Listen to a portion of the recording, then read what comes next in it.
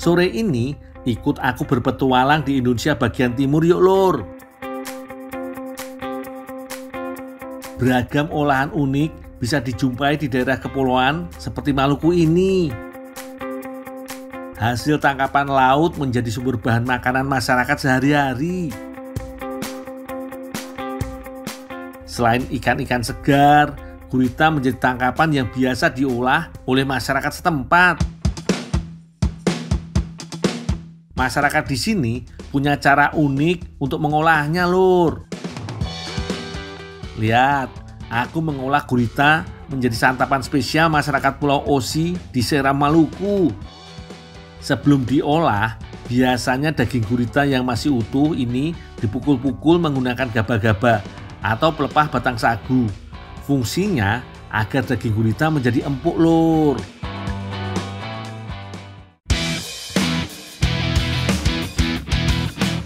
Sekarang aku lanjut potong dan pisahkan jadi beberapa bagian. Bagian kepala dan kantong tinta akan kumasak bersama daun kelor. Sementara bagian tentakel dan kakinya aku olah bersama talas. Oh iya lur, buat orang Indonesia, gurita bukan bahan masakan yang umum. Kalah populer dibandingkan ikan atau makanan laut lainnya. Padahal gizinya nggak main-main loh lur. Gurita kaya protein, mineral, dan juga vitamin.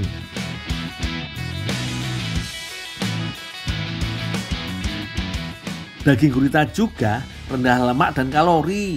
Sangat cocok jadi makanan diet lur. Cuci sampai air cuciannya jernih seperti ini ya lur.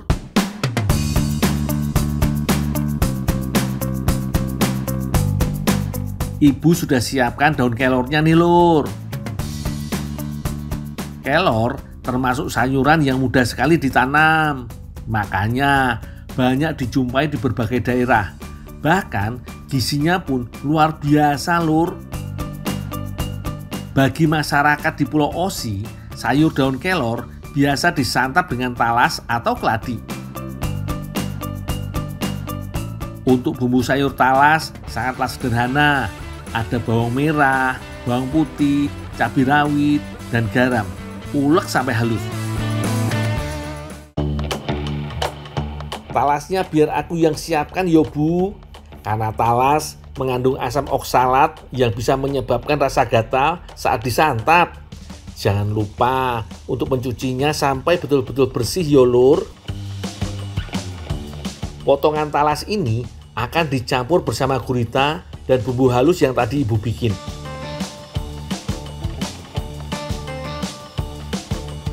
Aduk sampai semua bahan tercampur merata. Yang unik adalah cara mematangkannya. Ternyata cara masak menggunakan bambu juga bisa dijumpai di Indonesia Timur seperti di Maluku ini lur. Teknik masak seperti ini juga dikenal sangat sehat lur. Karena tanpa tambahan minyak dan hasil masakannya pun bakal beraroma khas lur. Masih ada satu masakan lagi yang dibikin lur. Untuk sayur kelor tinta gurita butuh tambahan pepaya muda. Iris tipis pepaya mudanya seperti iki yo lur. Untuk bumbunya tidak perlu dihaluskan, cukup diiris aja lur. Kalau semua bahan sudah siap, tinggal masukkan ke dalam air rebusan satu persatu. Mulai dari kepala dan kantong tintanya gurita. Lanjut, masukkan bumbu iris yang terdiri dari bawang dan cabai. Sementara daun kelor masuk paling akhir karena teksturnya paling empuk. Nggak kebayang olehku sebelumnya lur, kelor dan gurita bisa dimasak bersamaan seperti iki. Dan hasilnya sungguh menggugah selera.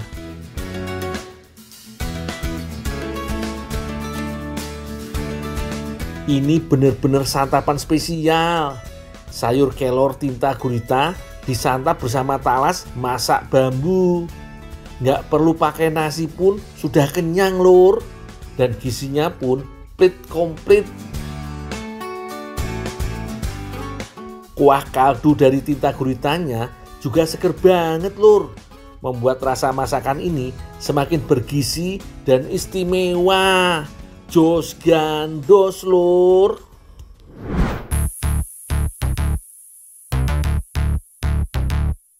Lur, kalau ditanya rempah asli Indonesia, yo ini jawabannya. Pohon yang sedang aku panjat ini. Betul, pala. Yang bikin bangsa Eropa datang ke Indonesia, salah satunya karena ingin berburu rempah satu ini. Pala tumbuh subur dan liar di hampir seluruh wilayah dataran Kepulauan Maluku termasuk Ambon. Yang bikin pala ini istimewa juga karena durasi tumbuhnya yang lama. Baru bisa berbuah saat usia pohon menginjak 8 tahun dan terus berbuah sampai usia pohon 25 tahun. Masyarakat Ambon punya tradisi panen pala 3 kali dalam setahun. Petani akan panen buah pala yang sudah terbelah seperti iki lur. Buah yang matang di pohon ditandai dari terlihatnya bagian biji dengan selaput merahnya atau biasa disebut fuli.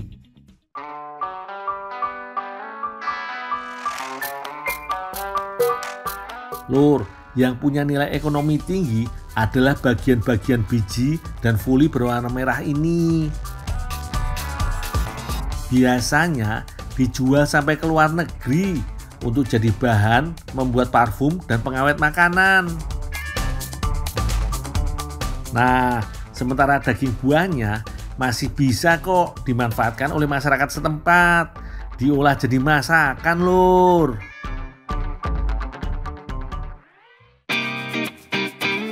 Daging buah pala ini mengandung getah yang cukup banyak, makanya harus dicuci sebelum diolah.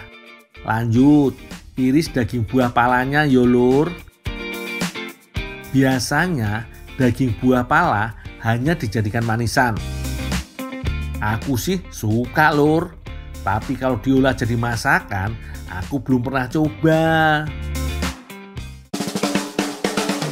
Ibu Umi menyiapkan ikan teri basah sebagai bahan tambahan untuk tumis daging buah pala. Bukan cuma dicampur dengan ikan teri basah, kangkung pun jadi bahan campurannya. Bumbu halus sederhana juga turut disiapkan lur. Istimewanya rempah Indonesia, bahan sederhana aja udah bisa membuat rasa masakan jadi istimewa. Tumis dulu bumbu halusnya sampai matang yo. Masukkan ikan teri basahnya. Potongan daging buah palanya juga yo. Kangkung dan bunga pepaya menjadi bahan yang terakhir masuk. Daging buah pala yang awalnya cuma limbah, tak punya nilai ekonomi, sekarang bisa jadi masakan nikmat. Emang yo lur, orang Indonesia itu kreatif. Tumis daging buah pala ini tipe masakan yang harus disantap dengan nasi panas lur. Daging buah palanya empuk. Rasanya pun enak. Campuran kangkung, bunga pepaya, dan bumbu pedas sangat pas dengan rasa daging buah pala. Jos gandos lur.